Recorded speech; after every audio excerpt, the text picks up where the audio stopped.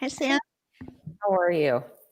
Good. So, hi, everybody out there in social media and YouTube.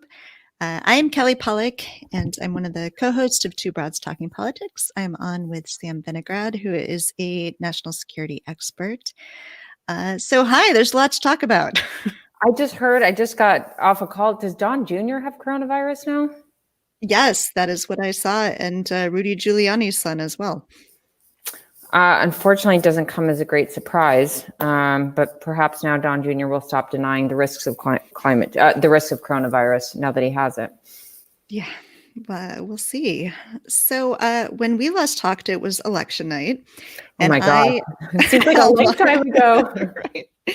And I had asked you about the national security implications if we didn't know who the president was for a long time.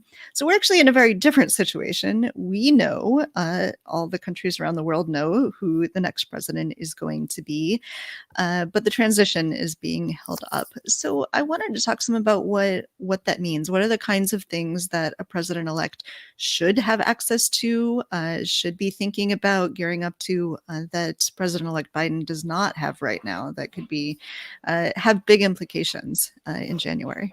Sure. I separate this into a few different buckets. One is resources, the other is information, and the third is personnel.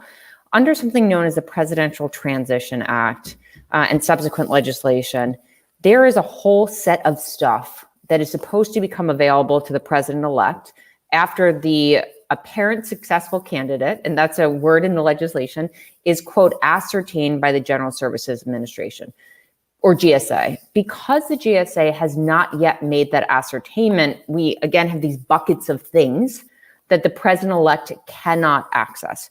So number one, we have about $6.3 million in congressionally appropriated funds that are not available until this GSA ascertainment is made. That money is supposed to be used for personnel costs, travel, all of the operations associated with the transition team. Next, and this is pretty major, the transition team cannot finalize the security clearances and vetting for political nominees. So we're talking about very senior people whose background checks and ethics checks cannot be completed because the ascertainment hasn't been made. You might ask, why does that matter? Well, the transition team is supposed to be using the run up to the election, the run up to the inauguration, to finalize basically the packages that go with every political appointee, so that on January 20th, for example, political appointees at the White House who don't have to get congressionally confirmed can go into the White House and start working, so that cabinet secretaries and their deputies can get confirmed as soon as possible. In 2000, the presidential transition was delayed because of the contested election with Bush v. Gore. Because of that, personnel were delayed, and the 9/11 Commission report specifically cited that delay as a risk factor in the run up to 9/11.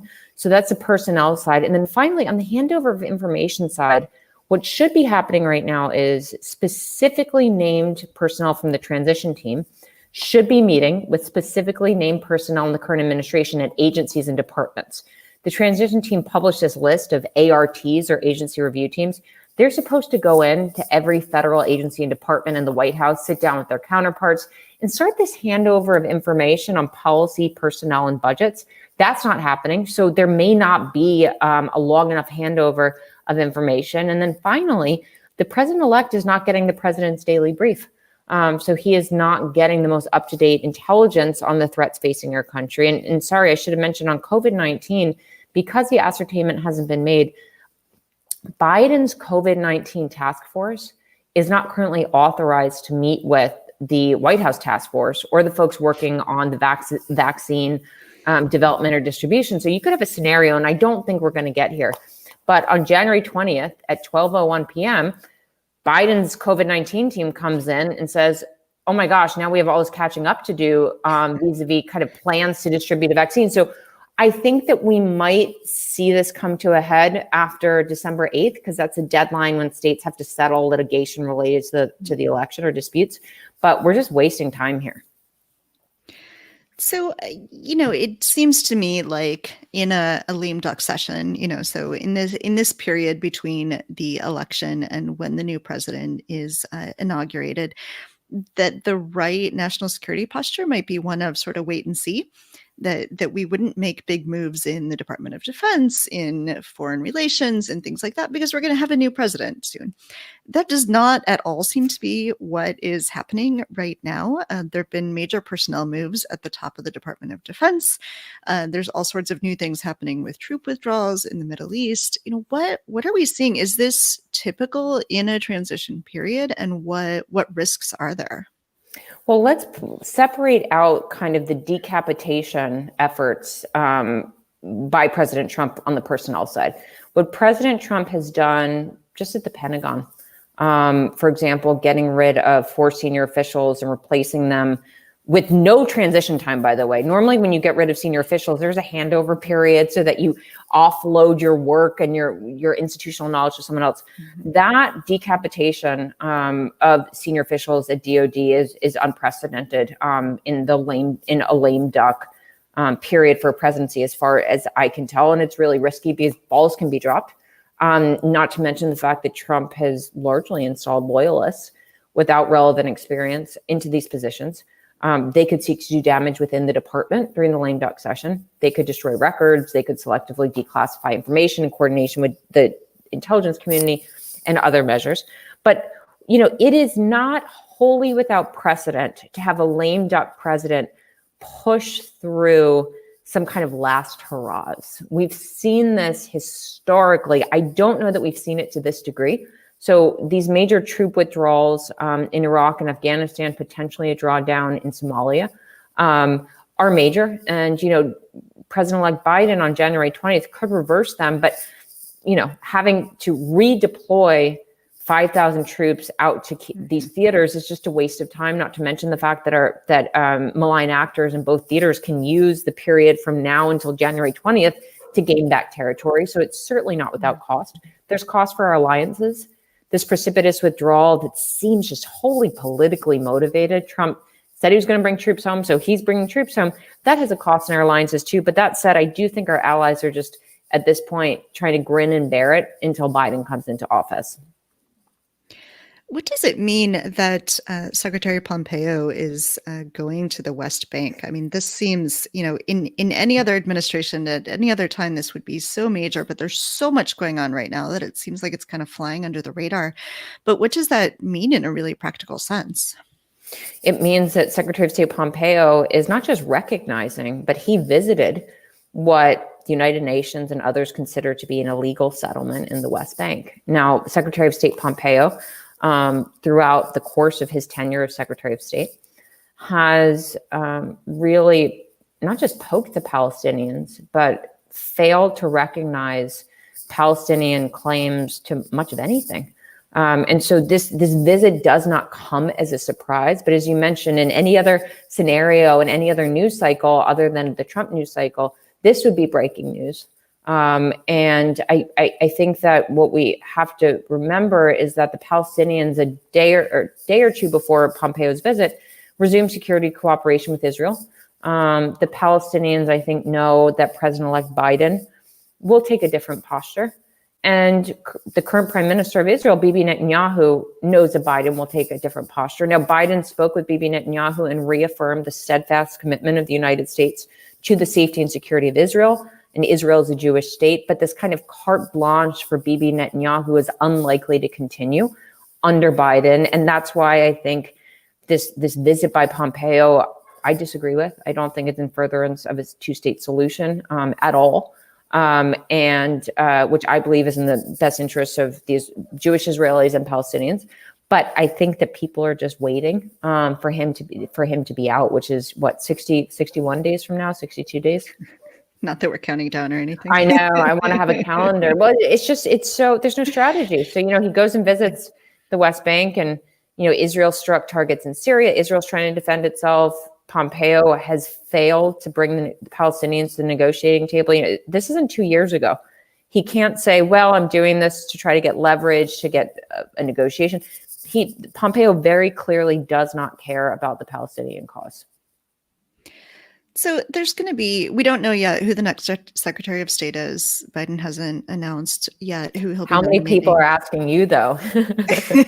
Like, the most popular topic these days is the kind of cabinet Yes. guessing game. Yeah, for sure. I want to start like making bets on it or something. But whoever it is, whatever, we know it'll be someone who's competent, who wants to follow rule of law, all of those things. There are so many fires to put out around the world right now.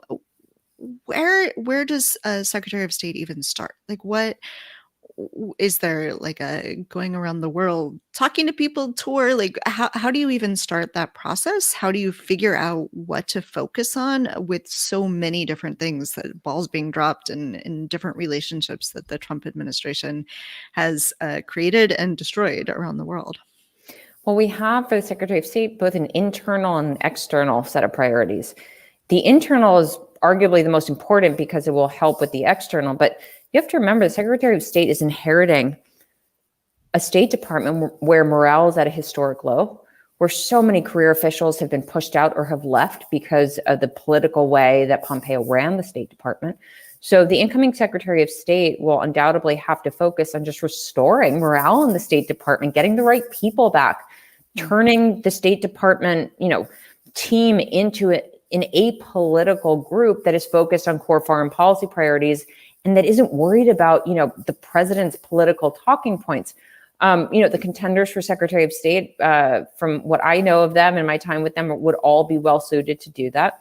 But they have to do that so that they can also then work as part of the national security process, which has atrophied under President Trump. So the National Security Advisor becomes very important in that regard. The NSC helps to establish those foreign policy priorities in coordination with the president. And it's a back and forth process. Right now, there's no process. Trump sees something on television or thinks something will resonate well politically, and that becomes a priority, or Erdogan or Kim Jong-un tell him to do something. Externally, the Secretary of State will have to reintroduce the world to us. The image of the United States under President Trump has been horribly tarnished, not only because the people representing the United States have frankly been abhorrent, they've been political lackeys, and to say that they're undiplomatic is an understatement, but I think it will take a degree of just, whether it's via video teleconference or in person, reintroduction, listening to show that we understand how our counterparts feel and repair. But, I do think that Biden has an advantage here. The world knows Joe Biden. The world has worked with Joe Biden. Many of the contenders for Secretary of State have worked with global counterparts for years. Tony Blinken, who's one of the top contenders, is a brilliant mind, former colleague. He was Deputy Secretary of State. These are not unknown faces, but it'll take work. But I just think that this team is so well known around the world that it will be less of an uphill battle.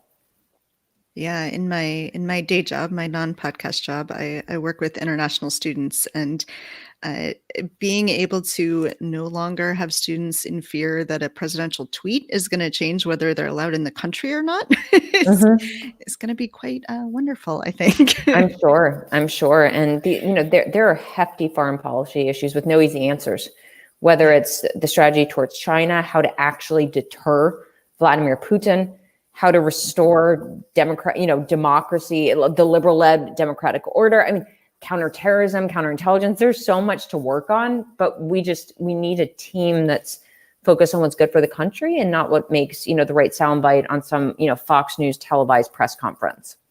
Yeah. So COVID is spreading, of course, exponentially right now. It's overwhelming our hospitals. We've seen many people in the White House and around the White House get COVID. And now it appears to be in the Pentagon as well, at least one senior member of the DoD staff.